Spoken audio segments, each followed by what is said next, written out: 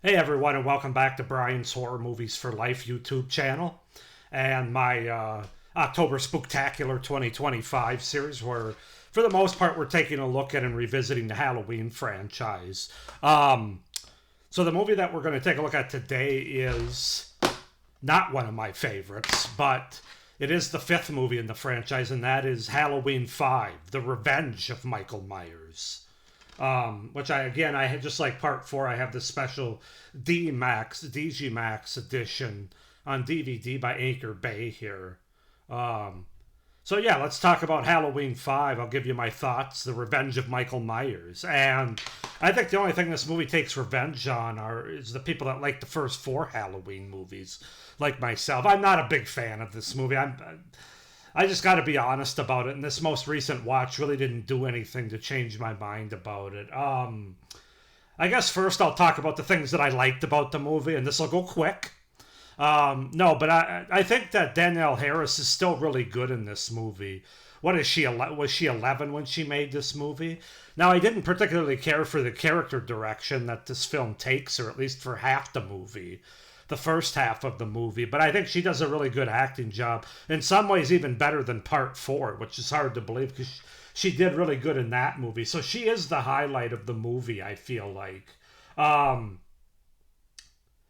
I also the one sort of a quote or Dr. Loomis thing that I like in this movie is at the beginning when he's talking to the sheriff, and he says, he's showing him his scars from when him and Michael were in that explosion at the end of part two, and he says,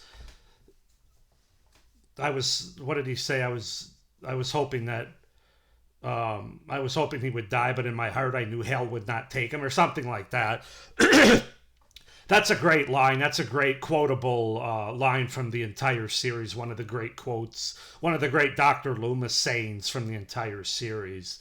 Um, I do kind of like the opening credits. It's different than the other movies. Like they're back to, it's kind of like the first two, but not really. They don't just show a jack o' lantern that's cut out, and it's actually like carving. Like somebody's got a knife and they're like stabbing and carving and butchering a pumpkin that ends up turning into a jack o' lantern. So I thought that was pretty cool, and the music that was going on while it was doing was very creepy. Um, so yeah, I did like the opening credits of this movie, even though it's certainly different than part four and even the first three movies to a certain extent. Um, what else did I like?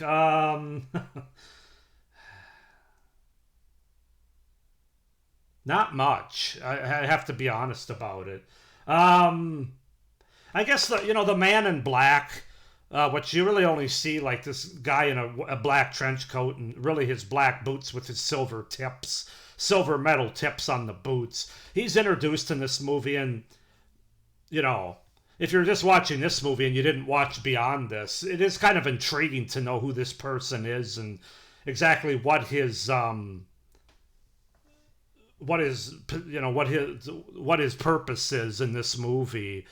They kind of do a good job of inserting him at certain points in the movie where he's kind of watching what's going on, and then of course he has this big moment at the end of this movie. Um, so I don't want to say much more than that because ultimately the reveals in the next movie, and I don't want to. I mean, I'm sure most people have seen the next movie, but I'm going to wait until I get to that movie. But there was a little bit of intrigue there with the Man in Black. That's something we haven't seen before. The kills, they're okay. Nothing to write home about, but they weren't terrible. That's really about it as far as the good things that I can say about this movie. Now let's get on to the meat and potatoes of the video.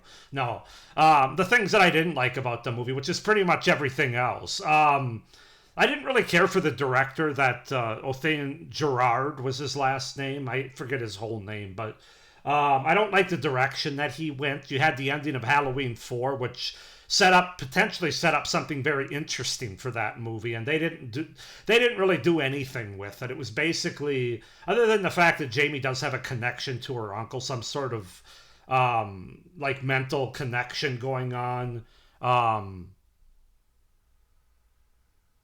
like teleconnect. What the hell do you call it? Like a uh,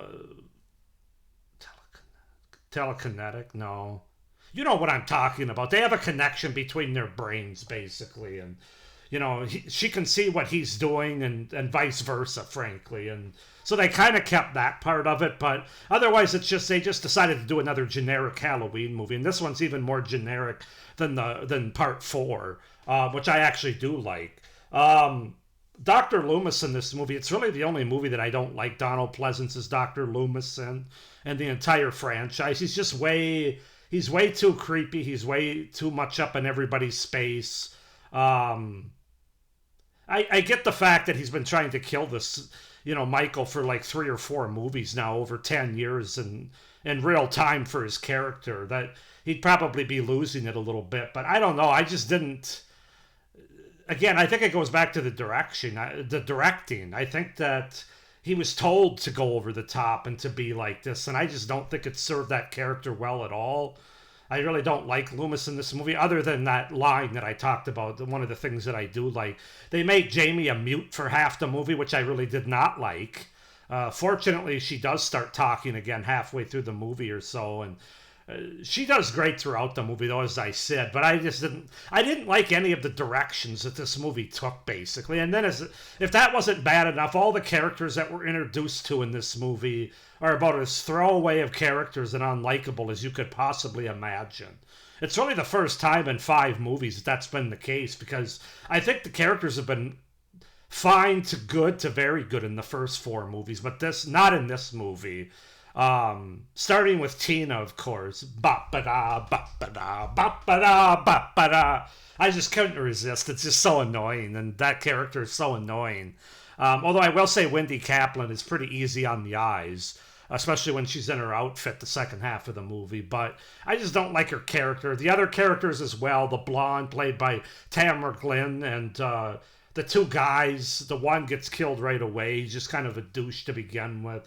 None of them. I don't like any of the characters. And then the characters from part 4 that I did like, one of them's a mute for half the movie. The other one is way over the top and creepy in Dr. Loomis. And then you have Rachel, who's basically killed like 10 minutes into the movie. And for a character that was so important to part 4 and the chemistry that she had with Jamie as sister and stepsister, to just arbitrarily kill her so easily at the beginning of the film was just the ultimate slap in the face to anybody who got invested into part 4. So, yeah, pretty much every direction they took in this movie I didn't like. Once again, I didn't like the portrayal of Michael, and even less so the mask. It's a different kind of bad than part 4's mask was, but equally terrible. In fact, in some ways, I think I might dislike this one more, because it's like he needs to tuck it in. You can see like the edges of the mask. It's like over his what do you call them? Not overalls, but over his outfit. His his black getup that he always wears. It's just terrible mask. The hair's all slicked back. It doesn't look anything like the original mask. Just like part 4, absolutely horrendous. I also wasn't a huge fan of Don Starks' portrayal as Michael Myers, but the mask bothers me more than the portrayal does. So, not a fan of Michael in this movie. And then, for the love of God, they have him remove his mask. Of course, you really don't see much. He's got long hair. But then they do a close-up on the eye where he's got a tear coming out of his eyes. Really? Really? Michael Myers cries? Come on, man. I mean, come on, man. This is an emotionless killer. You can't do that. It's terrible. It's absolutely horrendous. The ending scene with the police station, I was kind of checked out by that point. And to be honest with you, there's not a lot of kills. There's like 3 or 4 kills in the movie, but I'm kind of bored at certain parts in the movie where not a lot really happens, other than Jamie goes into her mute scene and is like, when Michael Myers is getting close to somebody she cares about, and then they have to try to determine what's going on. I don't know, guys. This movie's not for me. I think it's one of the weakest of the entire franchise, and I can say that now with 8 more movies to watch after this one. I mean, I have seen them all already, so I'm safe in saying this is one of my least favorite of the franchise. Yeah, I guess I don't really have anything else to say about it. And that's Halloween 5, The Revenge of Michael Myers. I know it has its fans, and that's fine. I'm glad there's people that enjoy this movie more than I do, certainly. I don't hate it. I don't think it's on the level of a Freddy's Dad bad or, there's some other examples. But it's not great, in my opinion. So that's Halloween 5, The Revenge of Michael Myers from 1989. Go ahead and comment down below if you guys like this movie more than I do, or if you're kind of on board with where I'm coming from.